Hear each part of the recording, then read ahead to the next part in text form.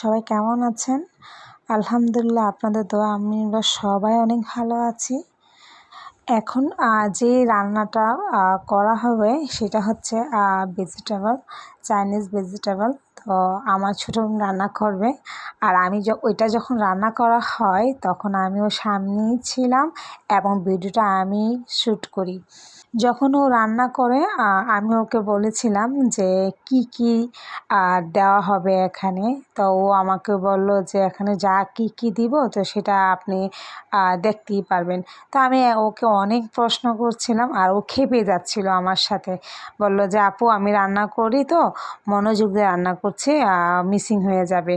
তুমি পরে তোমাকে পরে আমি শেয়ার করবো যে কি আমি দিচ্ছি এখানে।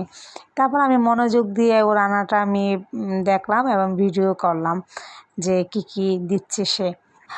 ভেজিটেবল সবাই কম বেশ রান্না করে, বিভিন্ন পদ্ধতিতে রান্না করে।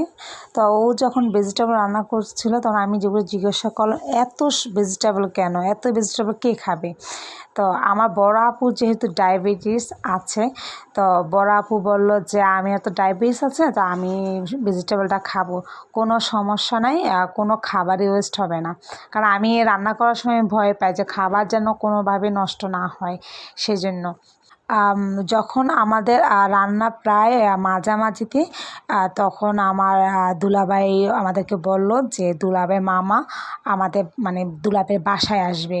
আমি তো বড়াপুর বাসায়, তো আমি দুলাভাইয়ের মামা দুলাভাইয়ের বাসায় আসবে।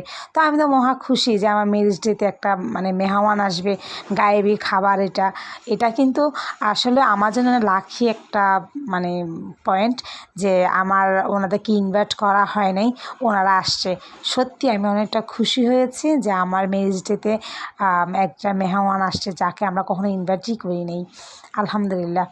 এমনিতে আমার ম্যারেজ ডে তেমন করা হয়নি, কারণ হচ্ছে যে করোনার জন্য দেখা যাচ্ছে যে আমাদের রিলেটিভদের তেমন আসবেও না।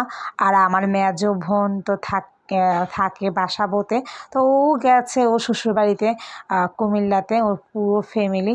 সো মেজো দুলাভাইও নাই, মেজো আপুও না, ওর শ্বশুরবাড়ির লোকেরও কেউ নেই। সো ওদেরকে ইনভাইট করা হয় নাই। তো ওদের ইনভাইটটা কিন্তু কি বলবো বাকি আছে। সো ওদেরকে আমি আবার নেক্সট টাইম বলতে নেক্সট মান্থে ওদেরকে ইনভাইট করবো ইনশাল্লাহ।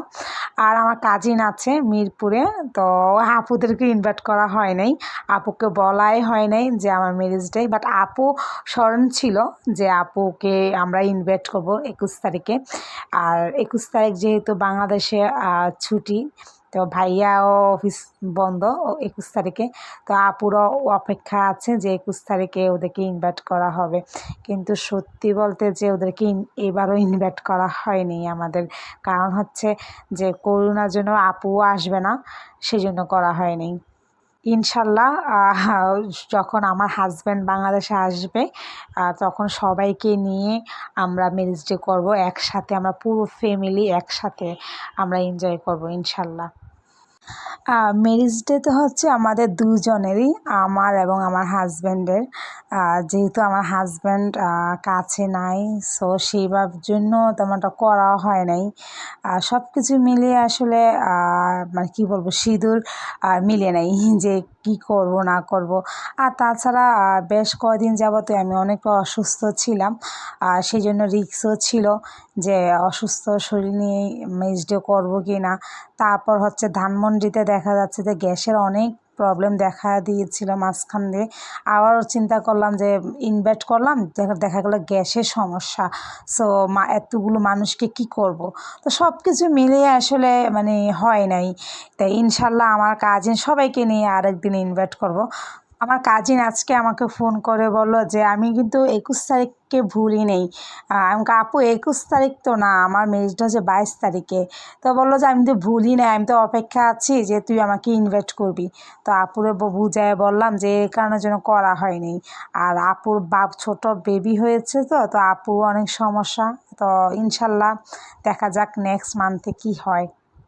আমি যখন ভয়েস দিচ্ছিলাম তখন আমি দেখলাম যে না আমার কণ্ঠটা আস্তে আস্তে ঠিক হয়ে যাচ্ছে।